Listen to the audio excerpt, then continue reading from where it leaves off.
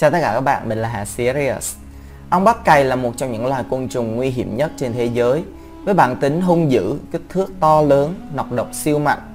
Chúng không chỉ nguy hiểm với con người mà cũng thể hiện được sức mạnh vô địch khi chiến đấu với các loài côn trùng khác. Hãy cùng mình tìm hiểu các trận chiến của chúng nhé. Ong bắp cày khổng lồ châu Á tấn công tổ ong mật. Ong bắp cày khổng lồ châu Á là loài ong bắp cày lớn nhất trên thế giới. Chiều dài cơ thể của chúng có thể dài đến 5,5 cm. Đàn ong bắp cày này đang xâm lược một cái tổ ong mật. Mục đích của chúng là cướp lấy mật ong và ấu trùng ong con. Với kích thước khổng lồ, cái hàm cực khỏe và nọc độc cực mạnh, ong bắp cày có thể giết một con ong mật rất dễ dàng. Một con ong bắp cày có thể giết được rất nhiều ong mật trong thời gian ngắn. Ong bắp cày sử dụng chiến thuật cá lớn nuốt cá bé. Còn ong mật cũng đối lại với slogan tao yếu nhưng anh em tao đông. Đàn ong mật cũng tập hợp lại để chống trả. Tuy nhiên vũ khí của chúng lại quá yếu so với ong bắp cày. Nếu chúng chích nọc độc vào cơ thể ong bắp cày thì bản thân chúng cũng chết luôn, vì loài ong này chỉ chích được một lần duy nhất trong đời. Sau khi chích thì mũi kim sẽ nằm trên cơ thể của ong bắp cày luôn. Đàn ong mật sẽ phải hy sinh rất nhiều con mới giết được một con ong bắp cày.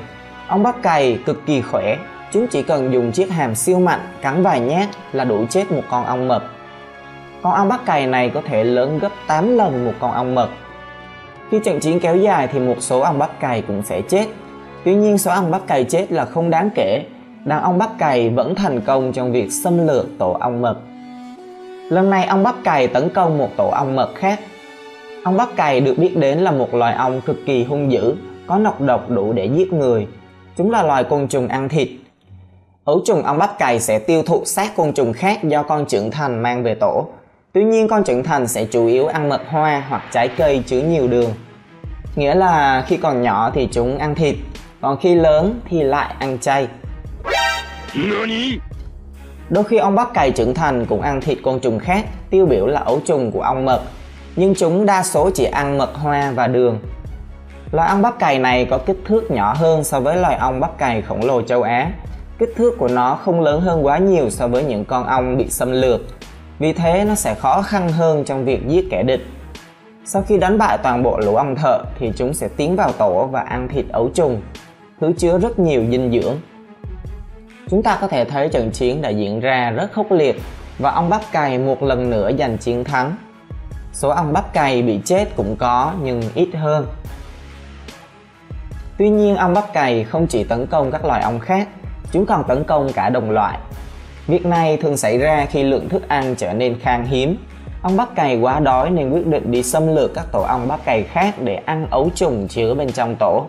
Việc làm này cũng giúp giảm bớt đối thủ đang cạnh tranh về thức ăn với chúng. Chúng ta thấy rằng kích thước của mỗi bên gần như là bằng nhau. Vậy cho nên bên nào đông hơn thì bên đó sẽ thắng. Những con ong bắp cày xâm lược tập trung hết lực lượng để phục kích tổ, trong khi tổ ong đối phương thì chưa kịp tập hợp lực lượng. Vì thế số lượng của chúng ít hơn quân địch. Đàn ong xâm lược giết hết những con ong bảo vệ bên ngoài của tổ. Chúng dùng chiến thuật 2 đánh 1, không trộn cũng què. Nhiều con ong sẽ tập hợp lại để tấn công một đối thủ. Câu nói mày xong con ong rồi cực kỳ hợp lý trong tình huống này. Ong bắp cày sử dụng cái hàm khỏe và chiếc đuôi chứa nọc độc để tấn công. Bộ hàm của chúng rất khỏe và chúng thường cố gắng hạ gục đối thủ bằng cách xé xác, cắn bỏ phần đầu hoặc bụng của quân địch. Hơi bị dã man rợ một tí. À không, ý mình là rất dã man.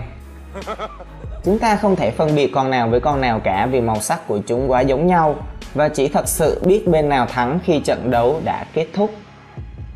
Cuối cùng thì đàn ong đến xâm lược đã giành chiến thắng. Chúng bắt đầu tiến sâu vào hang. Chúng tràn vào nơi nuôi dưỡng ấu trùng ong cái. Những con non sắp trở thành ong chúa vào năm sau bị giết và ăn thịt. Cuộc chiến sinh tồn đôi khi là rất tàn nhẫn.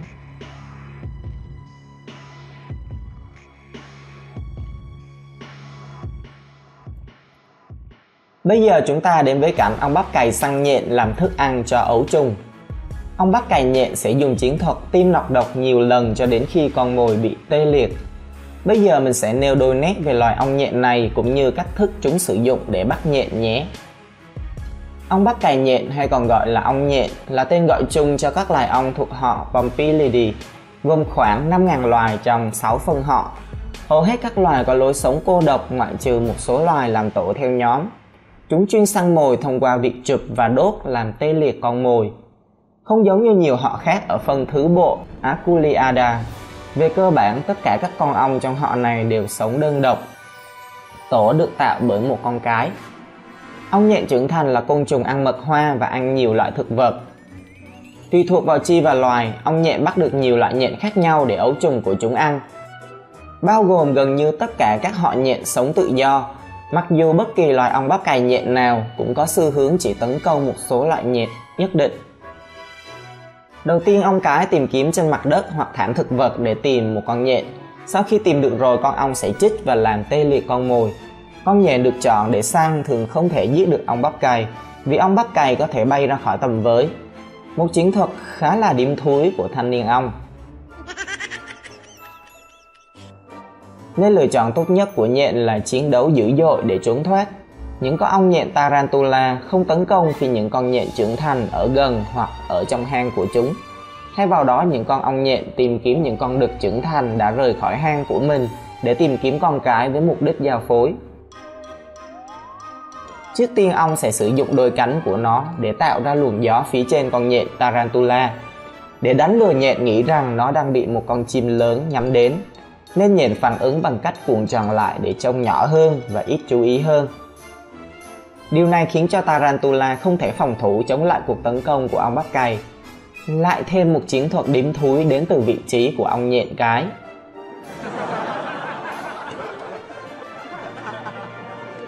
Khi con nhện đã bị tê liệt, ong nhện cái sẽ tạo ra một cái hang hoặc kéo con nhện đến một cái hang được làm trước đó.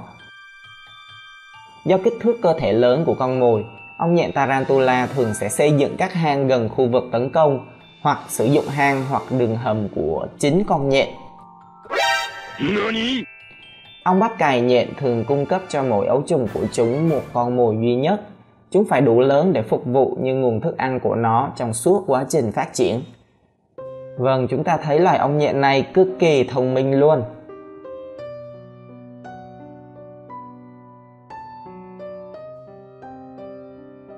Tiếp theo, chúng ta sẽ tìm hiểu cách tò vò ngọc lục bảo săn gián làm thức ăn cho ấu trùng. Gián là một loài côn trùng nổi tiếng vì khả năng sống dai. Tuy nhiên, có rất nhiều loại côn trùng có thể hạ gục được nó. Trong đó có một loài với cách thức tấn công cực kỳ đặc biệt là tò vò. Tò vò ngọc lục bảo là một loài ong vò vẽ thuộc họ Empulicidae, cũng thuộc liên họ ong Apoidea. Trong tiếng Anh nó được gọi là cockroach wasp. Ở trong tiếng Anh, ong vò vẽ hay ong bắp cày đều được gọi là wasp. Các phân loại ở trong tiếng Anh không được rõ ràng, nên về lý thuyết cũng có thể gọi tò vò hoặc bất cứ con ong vò vẽ nào là ong bắp cày. Tò vò ngọc lục bảo là kẻ thù hết sức khó chịu đối với gián. Tò vò nhỏ bé nhưng sở hữu nọc độc thần kinh cực mạnh làm tê liệt não bộ của kẻ thù. Tò vò cái sau khi giao phối với con đực sẽ đi tìm gián để tìm trứng ký sinh. Nó sẽ tiêm 2 liều nọc độc vào cơ thể của gián. Ban đầu, con tò vò chích vào chân trước của gián khiến chân tê liệt tạm thời. Sau đó nó sẽ tiêm tiếp một liều nọc độc vào não. 2 liều này làm gián lờ đờ và trở nên chậm chạp. Tò vò có cơ thể nhỏ bé nên không thể tha gián về tổ được. Vì thế, nó tiêm thuốc độc rồi dẫn gián về tổ của mình bằng cách kéo râu của gián. Gián lúc này đã bị tê liệt nên chỉ di chuyển theo định hướng của tò vò. Cứ như chị mì tròn dắt xác sống vậy đó các bạn.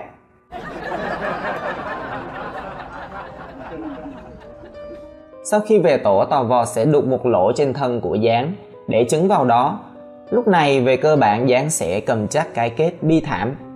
Trứng tò vò sẽ nở trong khoảng 3 ngày sau. Ấu trùng sống trong từ 4 đến 5 ngày trên cơ thể gián, sau đó nhai và tạo đường vào bụng gián để sống như một ký sinh trùng. Trong khoảng 8 ngày, ấu trùng tò vò tiêu thụ các cơ quan nội tạng của gián một cách từ từ và giết chết con gián. Sau đó ấu trùng đi vào giai đoạn nhộng và tạo thành một cái kén bên trong cơ thể của gián. Cuối cùng con tò vò sẽ trưởng thành và bắt đầu cuộc sống mới của nó.